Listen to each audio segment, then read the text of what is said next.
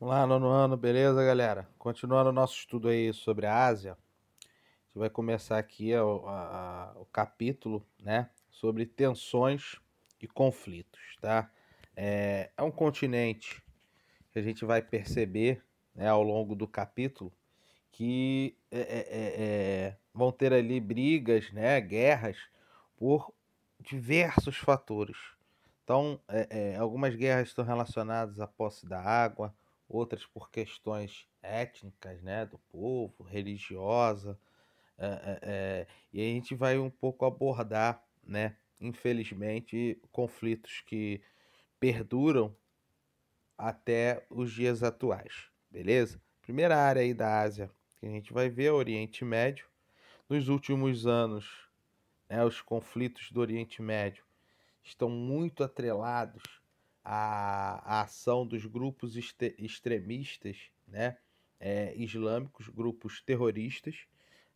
Nos últimos anos, a gente viu aparecer com muita força, né, a partir dos anos 2000, a rede Al-Qaeda, né, que era liderada por Osama Bin Laden, com a morte, captura e morte de Bin Laden em 2012, e a gente viu, né, um novo grupo ascender no poder, que foi o Estado Islâmico, um grupo que já vinha se formando desde 2003, né? Ele é um grupo que se forma com antigos soldados que faziam parte da Guarda Real, né, do então presidente Saddam Hussein.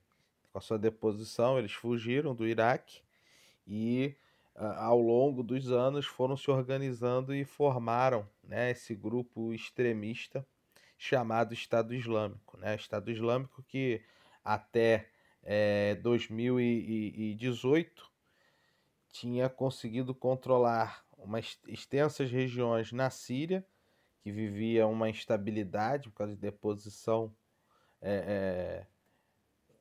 o povo buscando a deposição do seu ditador, e no Iraque, né, após a deposição de Saddam Hussein, uma forte instabilidade acabou proporcionando o crescimento, né, do Estado Islâmico no país. Tá? Atualmente, esse grupo ele perdeu muito da sua força, né? Além dessas ações, vale a pena também a gente salientar, além dessas ações dentro do Oriente Médio, o Estado Islâmico ele acabou promovendo alguns atentados terroristas, principalmente na Europa, né? Na França, Alemanha, Inglaterra foram alguns dos países que sofreram com ataques terroristas de células, né? De pequenos grupos ligados ao Estado Islâmico, né? Mas o principal conflito, né, que eles estavam diretamente ligados foi, né, o domínio deles em áreas da Síria e Iraque que foram combatidos por grandes potências. Né? No Iraque, não só pelas forças iraquianas, assim como também na Síria, não só pelas forças sírias, mas com apoio dos Estados Unidos, Rússia e também da etnia curda, né, que se encontra não só no Iraque, mas também na Síria. Tá? Outra região que a gente vai observar, né, de conflitos históricos na área, a região, né, da Palestina, onde estão localizados ali não só a Palestina e Israel, né, o grande conflito se dá por esses dois lados, na década de 50, né, após a Segunda Guerra, quando a ONU, né, dá a Israel o seu território, ela acaba atingindo os palestinos, né, que vinham ocupando a região desde a expulsão dos judeus, né, pelo Império Turco-Otomano, né?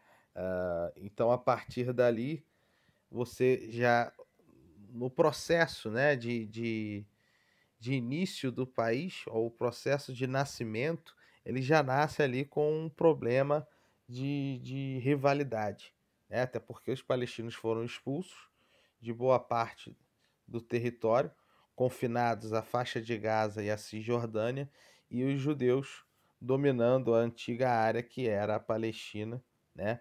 e que historicamente é reconhecida como a Terra Santa, né?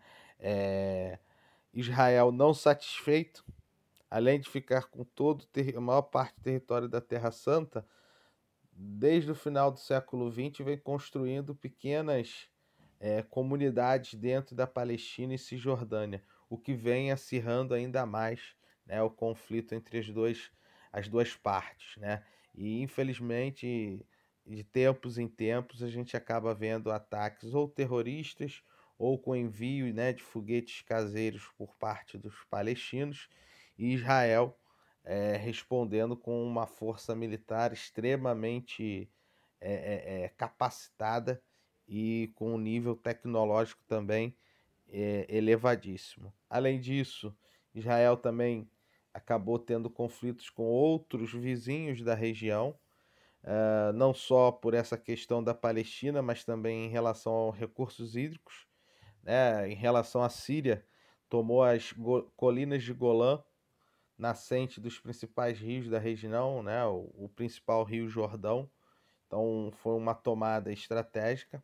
E houve também a guerra contra o Egito, né, que acabou dominando o canal de Suez, que só posteriormente foi devolvido aos egípcios por Israel.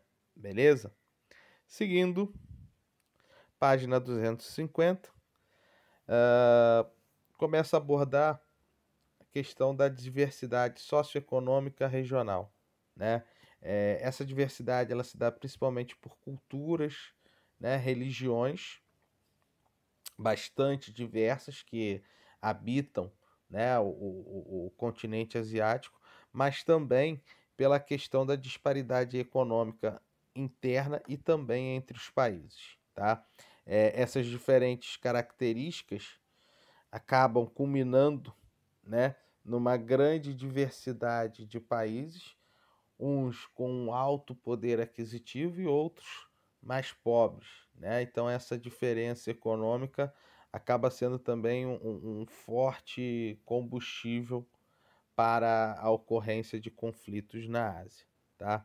Primeiro conflito gerado por essa desigualdade que a gente vai ver aí se dá em relação ao Iêmen, tá?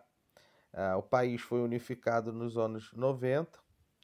Ele tem uma economia baseada no setor primário, então passa pela produção agropecuária e também extração mineral, principalmente ouro, ouro e petróleo, né, são um dos principais produtos do país. É um grande exportador, né, consequente e em relação à importação, os números são bem reduzidos, né? A gente tem até aí mesmo no nosso texto, com relação à exportação, em 2016 foram 898 bilhões e importou 6, eita, não, tem alguma coisa errada aqui. Essa matemática, 896 e importou 6 bilhões, o saldo não foi só de 5 bilhões, né? Foi um saldo muito superior. E dentre aí os principais produtos, como eu falei anteriormente, ouro e o petróleo bruto. Em compensação, ele tem que comprar o petróleo refinado, porque ele não tem a capacidade de refino, né? Uma capacidade industrial para refinar o que ele extrai. Apesar de apresentar esse saldo positivo no comércio, o país vem enfrentando sérios problemas, né, sérias instabilidades, principalmente com o crescimento de grupos fundamentalistas islâmicos no país, né, que buscam o controle. Então, atualmente, os conflitos que ocorrem no Iêmen estão relacionados à questão cultural e religiosa e o domínio por esses grupos das principais regiões econômicas do país, tá? Seguindo, a gente vê questões também de conflitos relacionados ao meio ambiente, né? O primeiro exemplo que a gente tem é em relação ao Mar de Aral, tá? Mar de Aral, na realidade, é um grande mar, um lago salgado que fica entre o Cazaquistão e o Uzbequistão, tá? E se a gente observar, a gente tem à esquerda a imagem dele em 89 e a direita em 2008. Basicamente, o mar sumiu, né? E essa diminuição tão drástica do Mar de Aral está relacionado a um processo de irrigação, né, de áreas de cultivo na Rússia, principalmente de algodão, que ocorrem desde a época que o Cazaquistão, né, e o Uzbequistão faziam parte da União Soviética junto com a Rússia.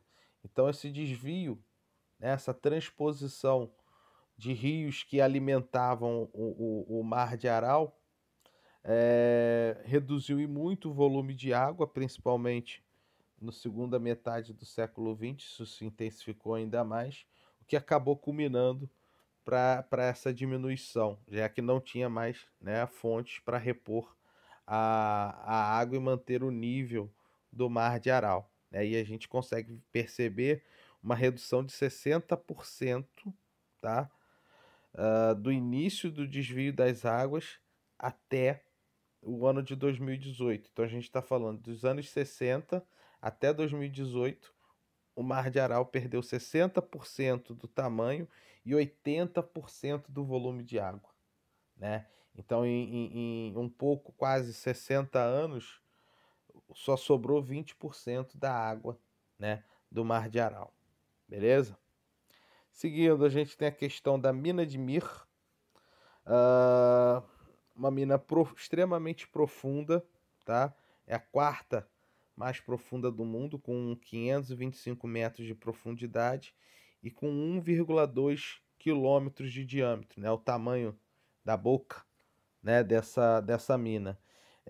O principal problema, ocorre ali uma corrente de ar descendente. Então, quando você passa por cima desse buraco, o ar te puxa para baixo.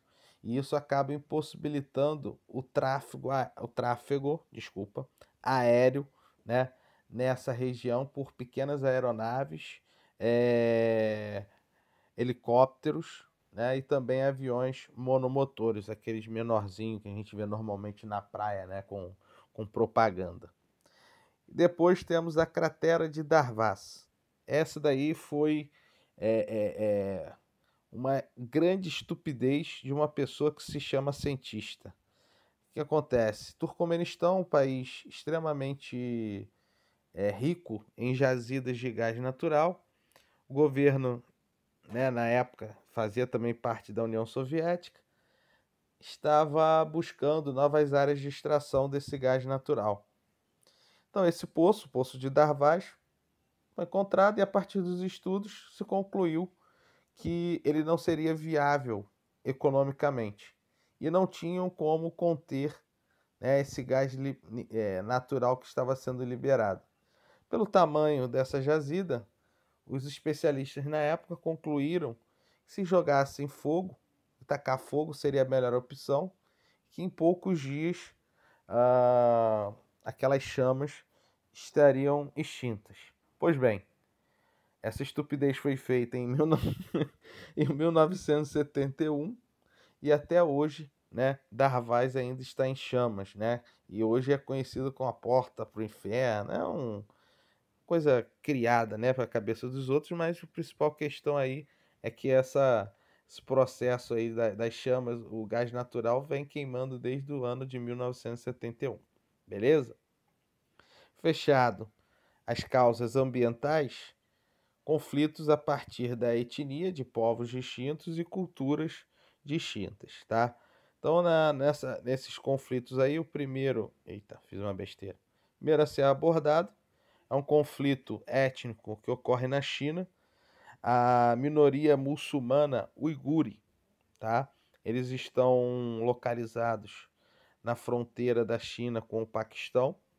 São muçulmanos, né? E ao longo dos anos, principalmente desde o início da China comunista, né, passaram a ser perseguidos principalmente por sua religião. É claro, os chineses, né, adotam algumas formas para essas perseguições. Uma delas é o processo de migração de chineses para a região da minoria uigure, para que possa ter uma supremacia populacional de chineses frente aos uigures, né? Tentar enfraquecer a cultura, né, dessa população, seus costumes e língua, além também do uso de campos de como se fosse campos de trabalho forçado, né? Eles chamam de campos de reeducação. O que seria essa reeducação? A minoria uigur islâmica adotarem, né, o modo de vida dos chineses, tá? Além da questão dos uigures, os chineses também vão, mais recentemente, né, eles estão envolvidos na questão da Caxemira, tá? Caxemira é o principal o alvo, né, para o conflito, além da posição estratégica, que é uma tríplice fronteira, né, entre Índia, Paquistão e China. Ela é um local onde as principais nascentes dos rios da região, né, está localizado. Então, seu controle, o controle da água é extremamente estratégico, tá? Mas a questão da Caxemira está muito mais relacionada a uma disputa histórica, muito mais entre indianos e paquistaneses, né? Os dois lados, desde a sua independência frente ao Reino Unido, vêm buscando o domínio da região, e os paquistaneses ainda usam uma justificativa, né, que os indianos da região são de maioria islâmica, então por isso aquele território, né, por uma característica sociocultural, deveria ser de posse dos paquistaneses. Como os dois países são potências nucleares, possuem armas nucleares, esse conflito, né, fica muito mais no campo diplomático do que é, partir para um conflito armado, tá? Seguindo, uh, voltando aí para a questão, para os conflitos que ocorrem na China, a gente tem a questão do Tibete, né? O Tibete, há muitos anos, né, na realidade, há alguns séculos, ele com medo, né, de ser invadido pelos mongóis, pediu ajuda à China, isso por volta do século XVIII, para que pudesse proteger o seu território. A partir daí, o território passa a ser controlado pelos chineses. No século XX, nos anos 50, é considerada uma província chinesa, e em 65 os chineses tornam ela uma região autônoma, né? Tem o seu governo próprio, mas ainda estão ligados à China. E desde meados, né, do século XX, a população do Tibete luta, né, por sua independência. E isso provocou, por exemplo, a fuga, né, do Dalai Lama, seria a autoridade suprema, né, do budismo, sendo obrigando a fugir, né, para a Índia, se refugiar na Índia, frente às ações, né, do governo chinês contra essa reivindicação de independência do Tibete. Beleza? 255, a gente vai ver aí já a questão, né, vale uma leitura, e fala do continente asiático, né, os conflitos.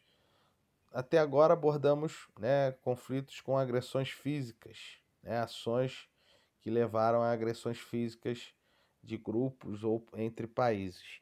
E na 255 a gente tem o texto do Mahatma Gandhi, que foi um homem que mudou, né, o protesto. Ele buscou a independência da Índia por meio de protestos pacíficos, né, os protestos da desobediência civil, onde não se usaria da violência para alcançar, né, o objetivo principal, que era a independência da Índia. E a partir desse movimento ele consegue, né, ele acaba alcançando a, a independência, isso a custo de muito sangue, né? A gente vai ver, vocês vão ver aí no texto que em um dos protestos mais de 400 manifestantes, né, foram massacrados por forças do Reino Unido, tá? Fechamos então aqui, e aí vocês têm aí os exercícios da página 256, 257, 258 e 259. Beleza, bastante exercício, galera. Então dá 257 a 260, não, 259, né? Os exercícios aí para vocês fazerem. Um abraço a todos, galera. Tchau, tchau.